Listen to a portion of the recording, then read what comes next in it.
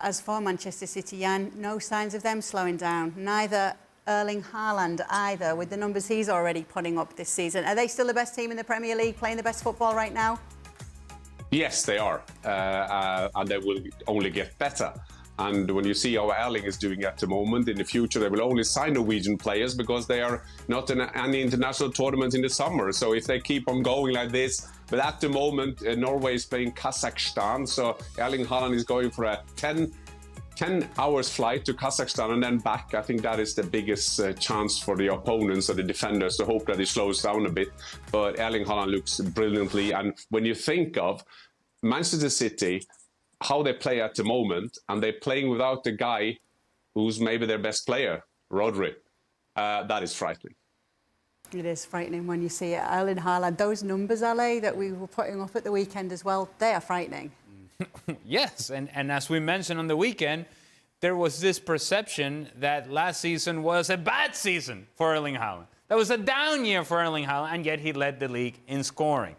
And so the standard that he's setting now is unique to him and him alone. He's in a different category when it comes to goal scorers in the Premier League. And the rate at which he's scoring goals and the ease with which he's scoring goals, the certainty with which he's taking his chances.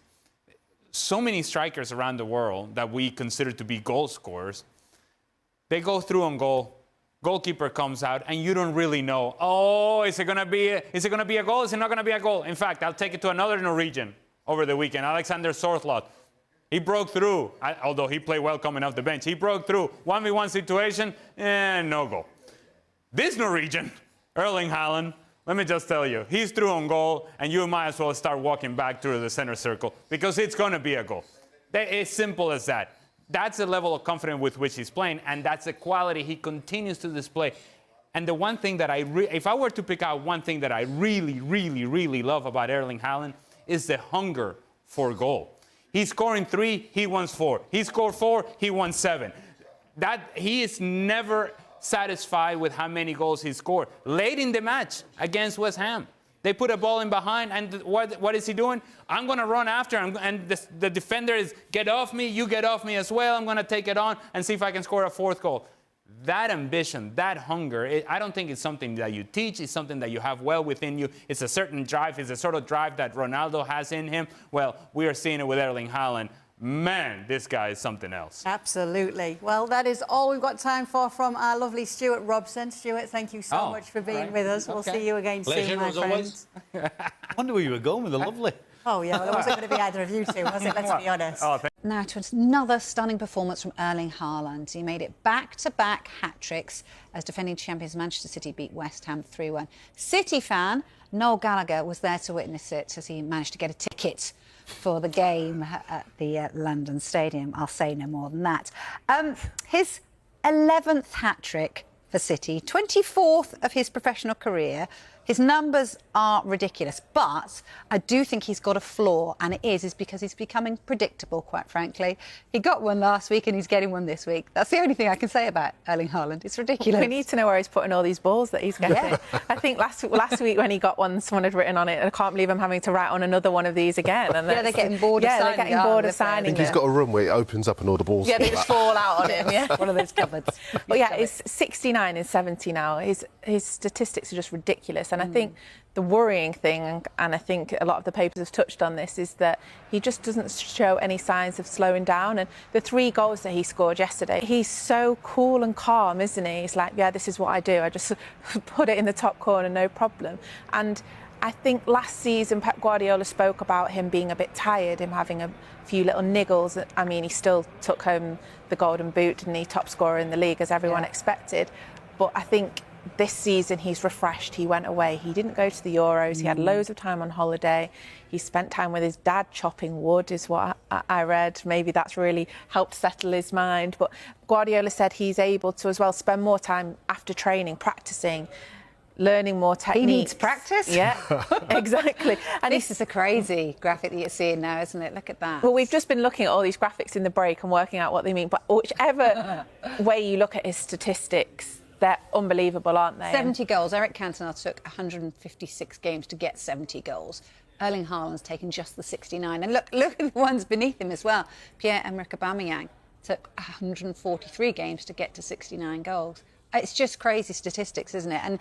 And Pep, like I say, Pep worryingly is saying that he can only get better this season because he didn't have such a great season last time. I love this idea of him chopping wood during the summer, like one of those Marvel origin movies. Yes. He looks like he could do it with his hands, though, to be fair, doesn't he? Exactly. And he's got like his hair sort of all just dripping down. OK, you've got lost in a moment there, haven't you? Yeah, got the image right there. Pep talking about him. It's interesting because it wasn't just his goals he was talking about, but the all-round contribution to the team. And I was looking at when the guys were in commentary yesterday. After 33 minutes, he touched the ball 7 times. 2 of them were goals. In the 35th minute, he tracked back to stop a counter-attack with Mikel Antonio down the left-hand side. It's his all-round game that has just improved so much, his awareness as well, because lots of people did have that view of him that he's a fantastic finisher, but if he's not scoring goals, what else is he contributing to the team? And I never could really get my head around that, because the whole purpose of the sport is scoring goals. And if you've got a killer like him in your team, then why are you trying to pick holes?